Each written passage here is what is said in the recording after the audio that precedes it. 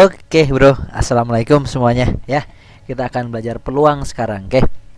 Di peluang ini nanti sebenarnya rumusnya nggak begitu banyak ya, cuman kita akan banyak bermain dengan logika atau menghayal ya. Oke, jadi siapkan hayalan-hayalan kalian. Oke, yuk kita mulai dari yang pertama, yaitu tentang kaidah pencacahan. Nah, apa itu kaidah pencacahan teh ya? Oh sini yuk. Kaidah pencacahan itu begini ya, saya bacakan. Jika ada M cara suatu kejadian dan ada N cara, lihat perhatikan ini, ada M cara suatu kejadian dan N cara. Nah, ini ada M cara dan ada N cara. Ada M cara suatu kejadian dan N cara kejadian yang lain. Maka seluruh kejadian adalah ada M kali N cara. Oh, jadi dikalikan ya. Yang pertama itu M tadi, yang kedua itu N. Jadi nanti M N cara. Nah, contoh langsung deh. Yuk sini yuk. Ada 3 kota, nah, yaitu P, Q dan R. P, Q, R. P dan Q dihubungkan dengan 4 jalan, sedangkan Q dan R dihubungkan dengan 5 jalan. Carilah, pertanyaan yang A adalah banyak cara perjalanan dari P ke R melalui Q. Yuk kita jawab bro di sini bro. Nah, yuk jawab. Oke, yang A pertama lihat dari P ke Q itu ada berapa jalan tuh? Ada 4 jalan ya. Dari P dan Q dihubungkan dengan 4 jalan. Jadi kalau saya punya P, di sini saya punya Q. Di sini punya R. Gitu ya, sip. Oke, ini P, Q sama R. Nah, dia. Dari P ke Q ada 4 jalan. Jadi kalau saya tulis, ya ada 4 jalan nih, ada 1 jalan, terus 2 jalan, 3 jalan, ada 4 jalan, 1, 2, 3, 4 ya. Dari P ke Q ada 4 jalan. Jadi ini saya gambar ya, ilustrasinya seperti ini. Terus dari Q ke R ada 5 jalan, dihubungkan, bukan dihubungkan ini mah ya, dihubungkan. Oke, yang ngetik ngantuk ya. Siapa yang ngetik? Saya. Oke, sini yuk. P ke Q 4 jalan, Q ke R 5 jalan. Jadi gini, 1 2 3, gitu ya, 4 5. Oke, ada 5 jalan nih. 1 2 3 4 5. Oke, yuk kita jawab pertanyaan yang A. Pertanyaan yang A itu apa itu pertanyaannya? Coba lihat. Banyak cara perjalanan dari P ke R, dari P ke R melalui Q. Jadi ya tinggal gimana, dikalikan ya. Jadi bisa kita bikin kotak seperti ini. Lihat. Kita bikin kotak seperti ini, bro.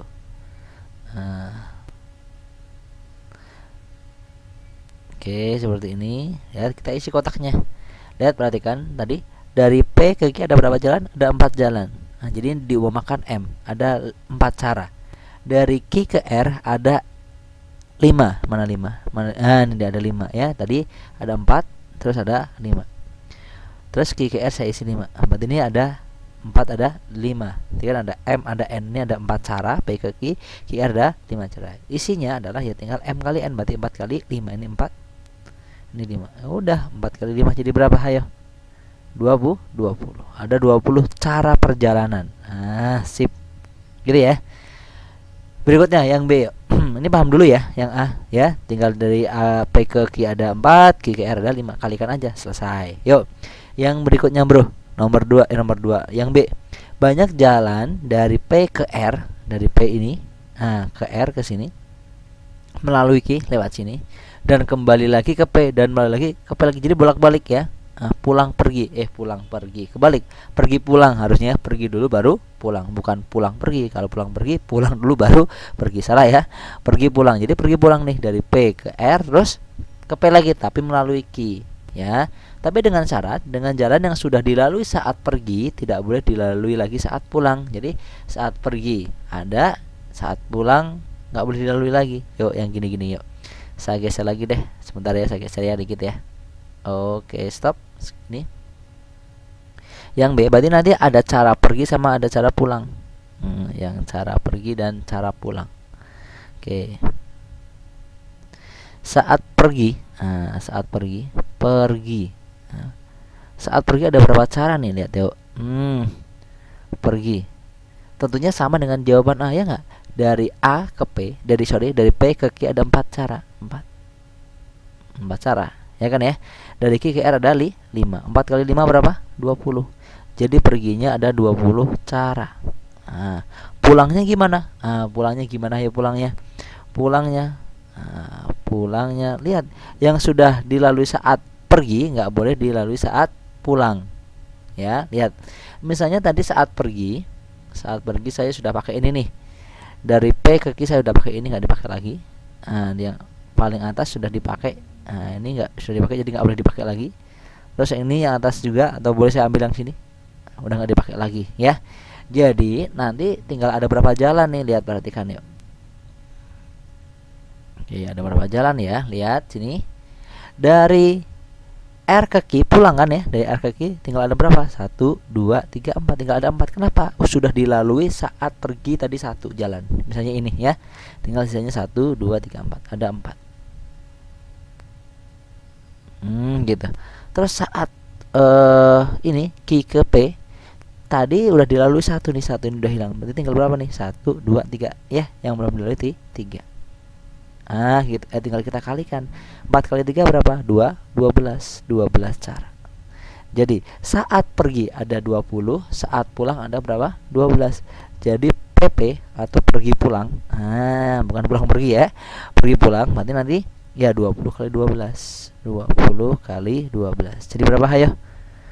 Betul, 240 cara. Gitu, jadi ada 240. Oke, itu kalau pergi pulang pergi, bolehlah sama aja ya. Bisa ya, itu cara pencacahan. Nah, ini dibikin kotak seperti ini. Yang berikutnya yuk.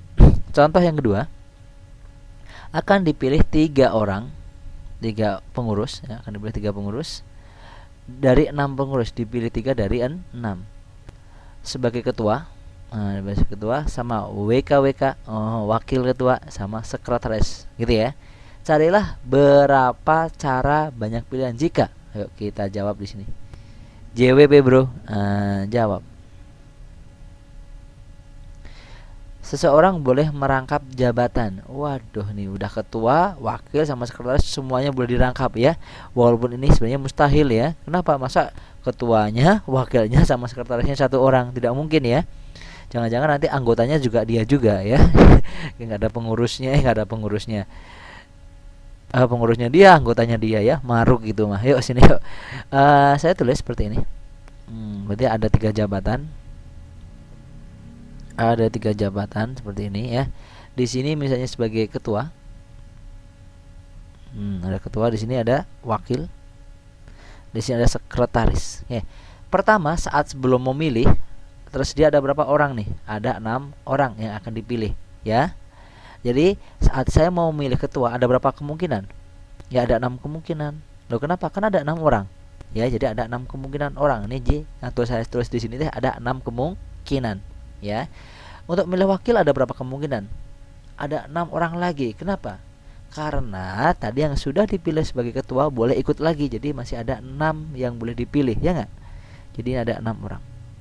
Yang sebagai wakil, sebagai sekretaris ada berapa orang nanti akan dipilih? Tetap ada 6. Kenapa? Yang sudah jadi wakil dan sudah jadi ketua ini masih tetap boleh dipilih. Jadi tetap ada 6 kemungkinan. Tinggal kalian kalikan 6 kali 6 kali 6. Hayo berapa? 6 kali 6 kali 6. Pintar, berapa? Susah ya. 2, 1, 6. Berarti ada 2, 1, 6 cara. Gitu ya. Jika apa? Jika boleh merangkap. Ini dia. Ini boleh merangkap. Jadi ada 2, 1, 6. Yang berikutnya, seorang tidak boleh merangkap. Ini masuk akal ya. Yang sudah ketua ya nggak boleh jadi wakil. Yang sudah jadi wakil nggak boleh jadi sekretaris. 1 aja. Ya ketua aja, wakil aja, atau sekretaris aja. Gitu ya. Sip. Jadi kayak tadi nih. Ini sebagai ketua misalnya. Ini sebagai WK. Ini sebagai sekretaris. Lihat ya, saat saya mau milih sebagai ketua, ada berapa orang awalnya? Ada 6. Jadi ada 6 kemungkinan di awal. Ya, karena belum dipilih, masih tersedia 6 orang. Sekarang setelah dipilih ketua 1, berarti 1 sudah terpilih, ya. 1 sudah terpilih, berarti tinggal berapa orang yang belum dipilih? 5 ya kan, yang belum punya jabatan setelah ketua dipilih, jadi 5 ya. Jadi ada 5 kemungkinan nanti untuk memilih apa? Wakil. Nah, itu kan ya. Sip, tadi kan 5 orang tuh. Sudah dipakai untuk wakil satu, berarti berkurang satu ya nggak? Tinggal berapa? Yang belum dipilih 4. Oh, berarti sini 4. Nah, tinggal kalian kalikan nanti. 6 kali 5 kali 4. Ayo berapa coba ayo? 6 kali 5 30. 30 kali 4 120. Jadi nanti ada 120 cara. Nah, ya. Untuk memilih ketua, wakil dan sekretaris dengan beda jabatannya. Oke? Sip. Oke, itu ya. Itu barusan untuk contoh soal 1 dan soal 2. Sedangkan untuk soal yang ketiga, kalian lihat di video berikutnya ya. Ocre ya, yang ini pahami dulu. Nanti untuk yang soal yang nomor 3 kalian bisa lihat untuk di video berikutnya. Oke, sampai sini dulu. See you, sampai ketemu di video berikutnya bro. Assalamualaikum.